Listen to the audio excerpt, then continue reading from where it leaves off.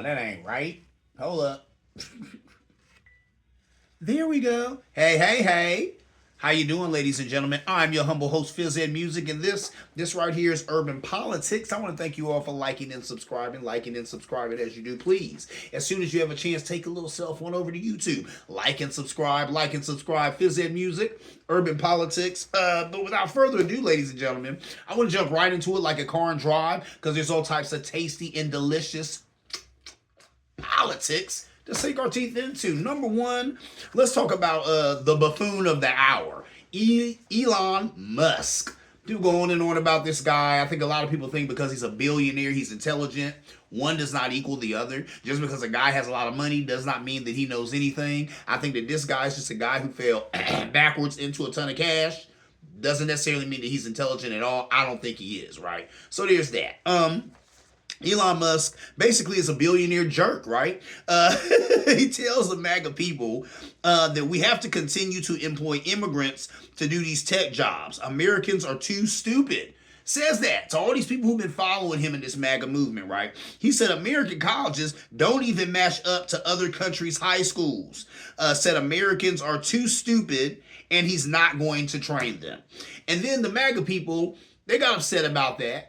You know, and they were asking, like, okay, well, we're too stupid to do it. Why won't you train us for the job? He said, nah, you're too stupid for me to even train you. And no one's going to take the time or effort to do that. We just have to keep, the immigrants coming, keep these foreigners coming because they're smarter than you and more intelligent than you and more capable to do these tech jobs that I have for them. So the MAGA people get mad. They remember that he's an African or Africana, which is not African at all. It's just a white guy who's born in Africa. That's basically what he is. And they started coming after him because of that, but it kind of falls flat, right? Because he has the paint job that don't have nothing to do with Africa. So that was kind of lame. My thing is, these people are so stupid that they don't even point their ire at the right place. They're mad at the wrong person. You mad at Elon Musk for keeping it real with y'all? No, he's a grifter and a jerk and a schmuck, but he kept it real. He kept it real. Say these jobs are high-paying tech jobs. They take somebody with a brain in their head. You live in a country that does not foster intelligence. We do not. Him and who else was it? Vivek Ramaswamy. They had said that. They said in this country we praise the football star and we don't praise, the science student or whatever, the A student in class. We're praising the jock and we don't praise kids who do good academically. Ergo, we don't produce plenty academically inclined people here in America. That's not a lie, and that's definitely not off the mark. So when he kept it real with them about that, instead of looking inward and then looking at their government and saying, why is it we live in a place that our education is so pathetic that we're not up to par to do these tech jobs? Instead of getting mad at this foreigner who's kept it real with us, why don't we turn and look at our government and say, where are y'all at? Where are y'all at with this education thing that y'all claim we don't need? We obviously need it in this country, right? Because you just had a foreign cat tell you, I got these jobs, but you Americans are too stupid to do them, so you can't do them. So you get mad at him instead of getting mad at the real problem of why are we too stupid to do the jobs? Because our government has failed to properly educate us. That's a problem, ladies and gentlemen. I wish the people in this country would, they need to put your sights on the right target. You want to be mad at somebody, you should be mad at somebody, MAGA Nation, but you should be mad at Trump. You should be mad at your government.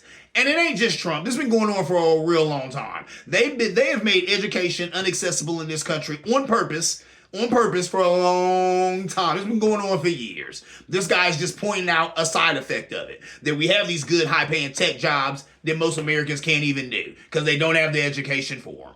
So that's sad, but I tell these people, you need to wake up and point your sights at the real enemy. The real enemy or the real person who has failed you is your government. Ask them what's good with that education that we didn't get so we can't do this job. Anyway, moving on. Here's some more horrible news. Oh, what is that? I'm losing pieces of my background. Moving on. More horrible news. Oh my goodness. LA fires. LA was on fire. LA burning up.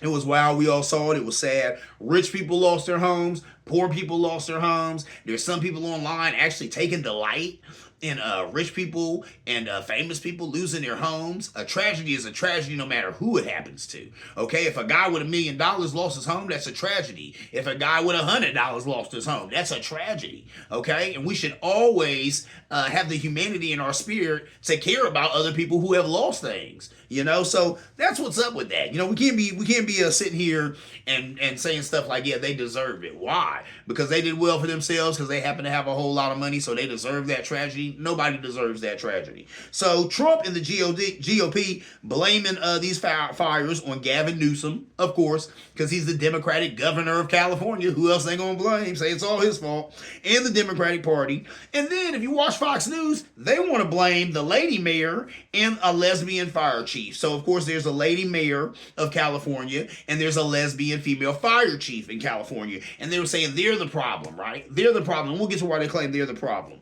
Now, here's just some facts. The mayor was in Ghana when the fire started. And she claimed that no amount of funding could have prevented these fires. She said there's no it doesn't have anything to do with how the fire department's being funded or anything like that. No amount of funding, no amount of prevention could have helped this. You know what I'm saying? This is just it was raining all over California, and these winds that were astronomical and historical, and nothing could have stopped this. Of course, the fire chief, she had a different take on it. The fire chief said that they are and have been underfunded for quite some time. So that's what the fire chief said. Like, nah. Mayor can say what she wants to, but guess what? We've been underfunded for a minute. I saw some specials about this whole thing, and they were showing like fire trucks. They were just sitting because I guess they were broken down or whatever, but they had a whole graveyard full of them. These are fire trucks that weren't helping people when these fires were going on. That does fall on the mayor. Why are those fire trucks not fixed? And there's a ton of other things that they said needed to be in place that weren't in place for this. Now, the reason that they're saying that female mayor and that female fire chief are the problem is because of something that the right has been coming after real tough. They've been coming after this DEI, diversity and equity and inclusion, right? And what that is a set of principles and practices that aim to create a more inclusive and just society. Now, DEI is not a bad thing, right? It's almost kind of like affirmative action. And back in the day, they got rid of affirmative action a million years ago, but affirmative action would say that you had to have so many people of color involved in your company or involved in your institution or whatever. And a lot of people didn't like that because they said, nah, we shouldn't be looking for people of color. We should be looking for people who are qualified. It shouldn't matter if they're, black or Hispanic or whatever. If they're qualified, they should get the job. But when you do that, it seems that you only see a certain kind of folk doing the job. That's the only people who are qualified. Now, we know that's not true. But unfortunately, because bias, because this is the real world, because this is America, that's what ended up happens. So then people tried to find ways to rectify that, right? We want to change that. So we say, look, you have to have so many people of color in your company. People got rid of that. They didn't like that. So now we got this diversity, equity, and inclusion. And this is about finding, diverse people and diverse population to be a part of your organization, which is not a bad thing. They even had a commercial, and the guy in the commercial said, yeah, when you're having a problem and that police chief or that police officer or firefighter shows up to help you, you want to see someone who looks like you. Bill Maher made a good point. When you hurt and in trouble, you don't give a damn in what that person looks like, right? And then he said, what are we trying to say? That only white people can help white people and only people of color can help people of color? That's a slippery slope. You know what I'm saying? That's a dangerous road to be going down. We don't want to say that. And that's ridiculous. Human beings help human beings, regardless of color or creed or background, right? But that's what happens with this. With this DEI, this is somebody trying to fix that. Trying to say human bias is to go out here and only hire people who look like you. Let's maybe hire some people who don't look like you. But really, you'd hope that would just be a no-brainer. And then, the new guy, what's his name? Hegseth. I think I talked about him last show, who's going to be running our military. He was saying he wants to get out of that. He wants to get away from these DEI hires, as he's saying. We need to be hiring people based on their merit and based on their aptitude. But especially in the military, I think that's already what's going on. A lot of my family members are in the military, especially on my mother's side. None of them are there because they didn't have the skills. My uncle, God rest his soul, he just passed away around a little while ago. He was a decorated soldier. He spent a lifetime in the army. He had a plaque on the wall because he had like 2,000 or 3,000 some odd jumps out of an airplane. The man was phenomenal. My point being, he was a black man in the army. He didn't get there just because he was black. and he wasn't able to stay there and have a successful career because he was black. He stayed there and had a successful career because he had the mots, right? You know what I'm saying? He could stand and deliver. He had the talents for the job, you know, and that's what's up. So I think that's already going on in a lot of these places. But what they're seeking to do is get rid of the diversity that they feel like has been put in there, and they're against that. And the GOP can't come out and tell you that, right? They can't come out there and tell you like, no, we want more people looking like us in these places. They can't say that. So that's what they hide behind it. Yeah, we need to get rid of this DEI. And like I said, there are some drawbacks here because I agree you getting into a bad area when you're saying, yeah, people want to get saved by people who look like them. Well, that's stupid. Nah, people want to be saved by competent people who can save them and help them. Don't nobody care if they're black or Russian or Spanish or Jewish or any of that stupidness, right? So there's that. Moving on. Oh, no, not yet. Hold up. Trump also said that Gavin Newsom failed to sign the Water Restoration Declaration. Now, when you hear that, you would think it's something flossy and real. That is garbage. That is a totally made up thing. And that's what's sad. The guy who is fit to take office tomorrow makes up things pulls them right out of his butt. Because that sounds good. Water Restoration Declaration. When I heard that, I was like, really? Gavin Newsom ain't signed that? He should have signed that. And I looked it up. That ain't even a thing to sign. Oh my gosh. So we're going to play this game again, right? 4 years of having to fact check everything that comes out of that man's mouth. Guess what, though? I'm a lot like the social media outlets. I ain't fact checking nothing. You already know it's a lie. Why fact check? Why fact check it? Mark Zuckerberg said he ain't fact checking no more. Why we gonna fact check it? You should just assume if it's coming from this administration fit to take hold tomorrow that it's probably false. Sorry, just saying. Anyway, moving on. Let's talk about tomorrow. Let's talk about Inauguration Day. Let's talk about MLK Day, right? Because it's Inauguration Day, but it's also the celebration of Martin Luther King's birthday. Now, I don't think that that's an accident that those two things are falling on the same day. I think that's by grand design. But I also think it's kind of a spit in the face. Think what you will about Martin Luther King, and it's not all positive, especially with social media and historians and a lot of stuff that's uncovered. There's a lot of unsavory things about Martin Luther King, right? He was not perfect. I went on this show and I've talked about them. But his legacy and the symbol of his life is one of humanity. It's one of love. You know, U2 has the song, One Man Came in the Name of Love. They were talking about MLK. They said he came in the name of love for all of humanity. You know, and say what you will about Martin Luther King, his legacy and the representation of that man is one of love and respect for all of humanity, right? So then to pair him or to put him on a day when you're inaugurating someone like Trump, who literally represents racism and division and hatred and all of that, why would you do that? That's not an accident. I think that goes to besmirch the name of Martin Luther King. And if you notice, the GOP, the right, they always want to pick him up, right? They always want to hold him as a mantle. Oh, King this, King that. They always want to do, say these little Martin Luther King quotes. It's always the quotes that are nice, and they talk about us coming together. It's never the quotes where he talks about how bad the establishment is or nothing like that, because they want to paint him in that light.